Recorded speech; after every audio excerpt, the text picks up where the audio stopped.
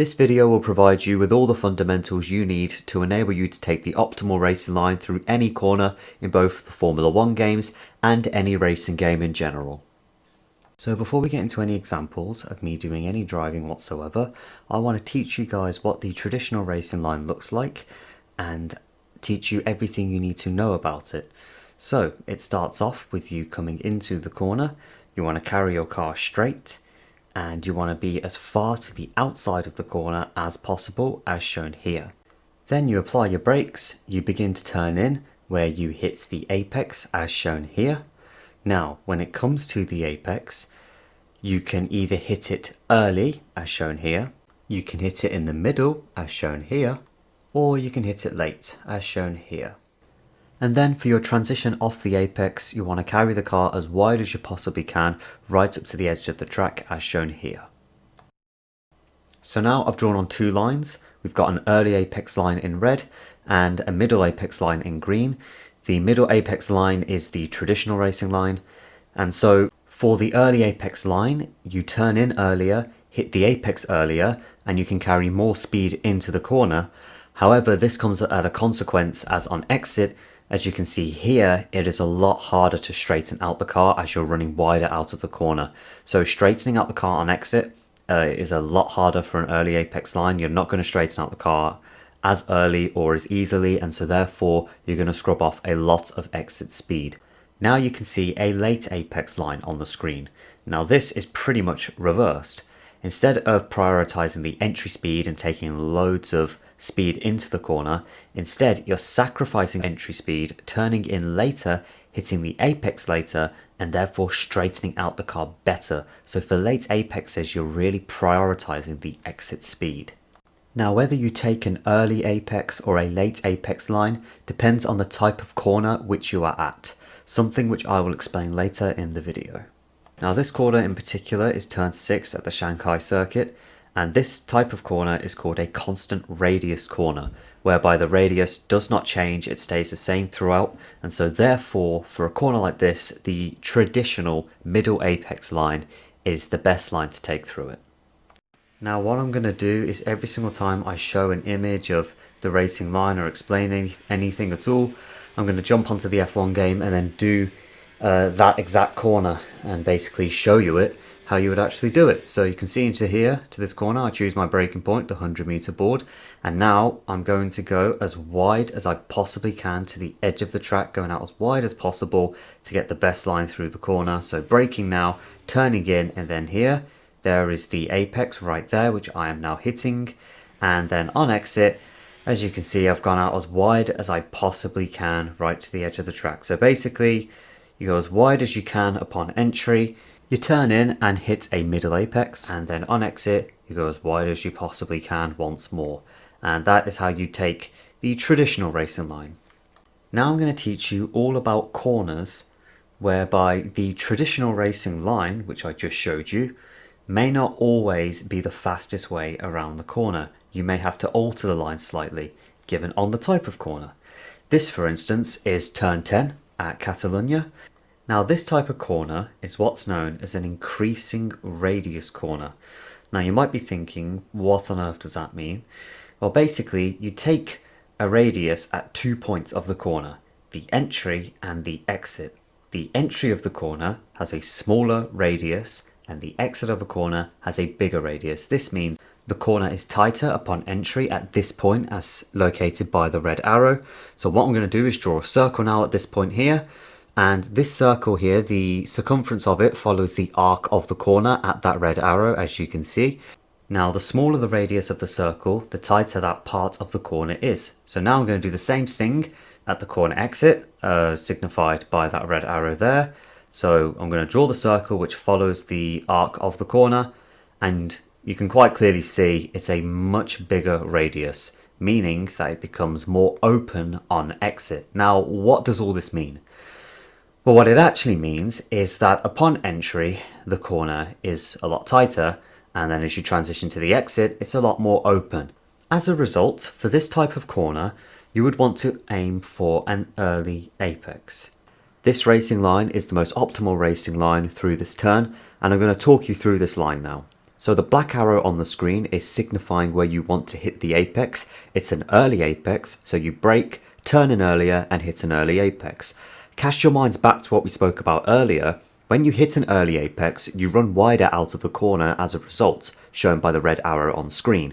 Despite running wider out of the corner, because the exit of the corner has a bigger radius than the entry, it's more open.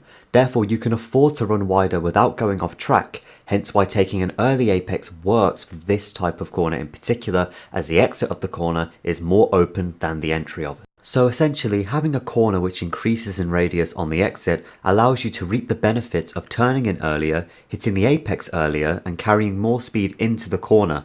This causes you to run out wider. However, the increasing radius of the corner exit allows you to stay on track without scrubbing off speed and momentum despite running wider. So I'm going to run through an example once more.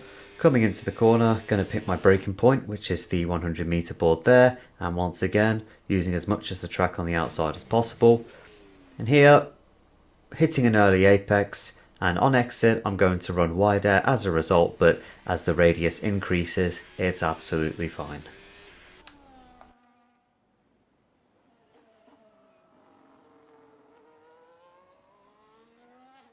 Now that's an increasing radius corner.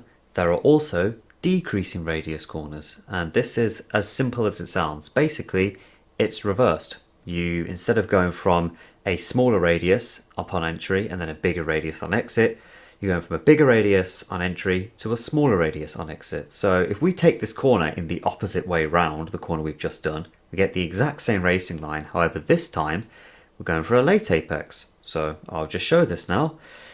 Coming into the corner, it's basically just reversed. It makes sense really, it's barely even worth going over, but I'll show it anyway. You can see we go for a later apex, exact same corner reversed, and that is what's called a decreasing radius corner. So now I'm going to run through another example of a decreasing radius corner.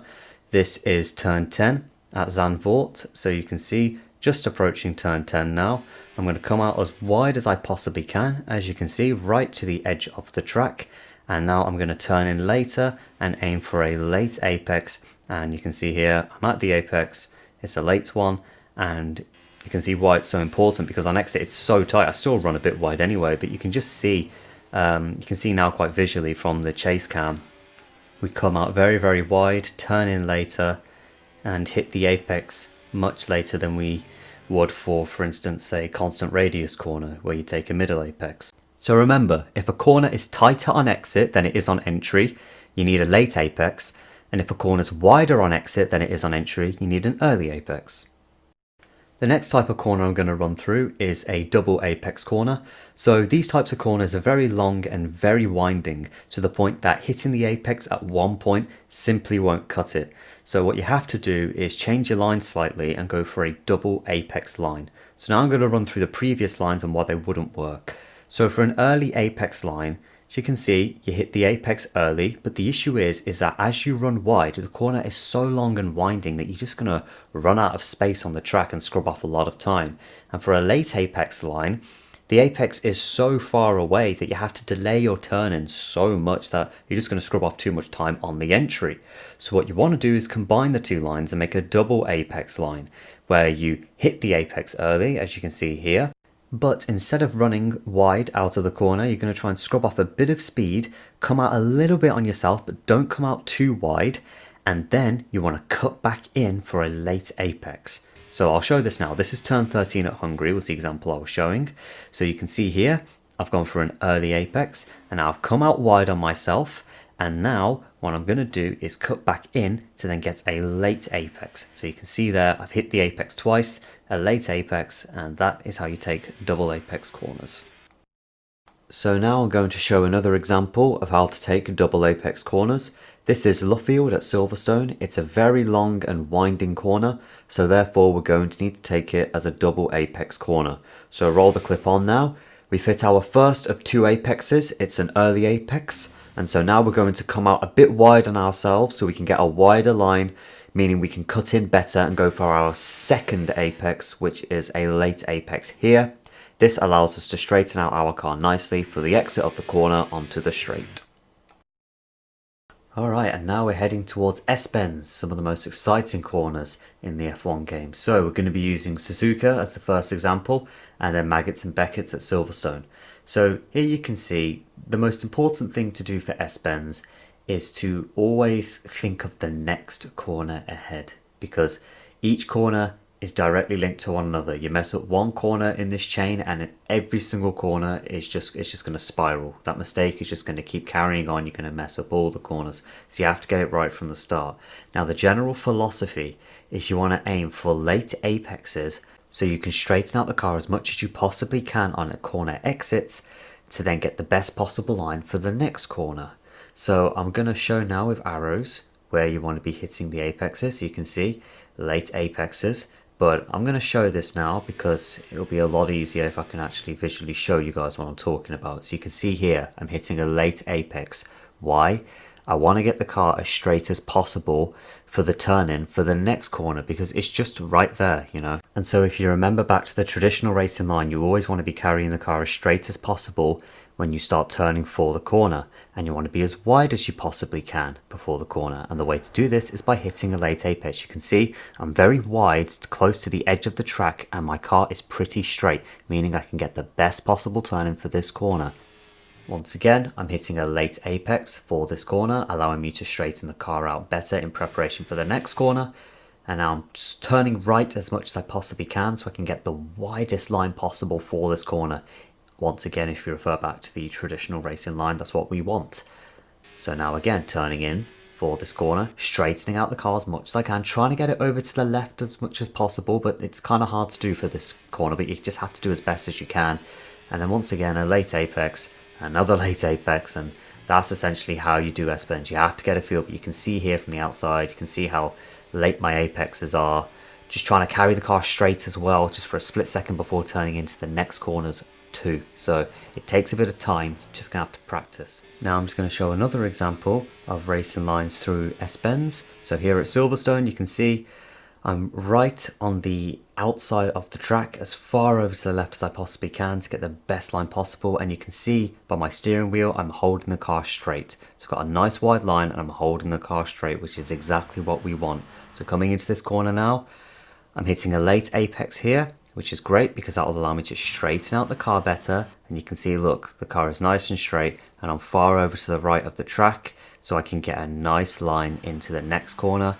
You can see here, once again, you know the drill by now, late apex, allow me to straighten out the car earlier, which is exactly what I want. And you can see the car's nice and straight and I'm far over to the left hand side of the track, getting the widest line possible, the perfect setup for this corner. And that is how you take S-Bends. So I hope you guys found this video useful. If you did, please leave a like and subscribe if you're new.